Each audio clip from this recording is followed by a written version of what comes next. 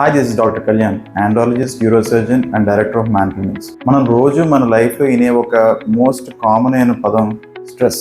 అసలు ఈ స్ట్రెస్ అంటే ఏంటి మీకు ఇప్పుడు చెప్తాను. మన బాడీ స్ట్రెస్లో ఉన్నప్పుడు సింపాథెటిక్ సిస్టమ్ యాక్టివేట్ అవుతుంది. సింపాథెటిక్ సిస్టమ్ యాక్టివేట్ అవడం వల్ల స్ట్రెస్ హార్మోన్ రిలీజ్ అవుతుంది, అదే కార్టిసోల్. ఈ cortisol hormone phenyl blood vessels ని కన్స్ట్రిక్ట్ చేసి పెనిస్లోకి బ్లడ్ ఫ్లోని నెమ్మదిగా తగ్గిస్తుంది. దాంతోపాటు టెస్టోస్టెరాన్ ఏదైతే టెస్టిస్ లో ప్రొడ్యూస్ అవుతుందో దాన్ని కూడా తగ్గిస్తుంది. ఈ కార్టిసోల్ అనే హార్మోన్ నైట్రిక్ ఆక్సైడ్ అనే కెమికల్ ప్రొడక్షన్ తగ్గిస్తుంది. నైట్రిక్ ఆక్సైడ్ తగ్గడం వల్ల ఫినైల్ బ్లడ్ ఫ్లో అనేది బాగా తగ్గుతుంది. కార్టిసోల్ లెవెల్స్ ఎక్కువ అవడం వల్ల యాంగ్జైటీ పెరిగి సైకలాజికల్ ఇంపాక్ట్ కూడా బాగా కనబడుతుంది. So long term cortisol levels బాడీలో ఎక్కువ రోజులు ఉండడం వల్ల erectile dysfunction, sperm abnormalities, metabolic syndrome అంటే డయాబెటీస్, హైపర్టెన్షన్ వచ్చే ఛాన్సెస్ చాలా ఎక్కువ పెరుగుతాయి. ఒక హెల్దీ లైఫ్ స్టైల్ని అలవాటు చేసుకుని ఈ స్ట్రెస్ అనేది చాలా వరకు తగ్గించుకోవచ్చు. So healthy life style plus lower stress brings stronger erections. Thank you.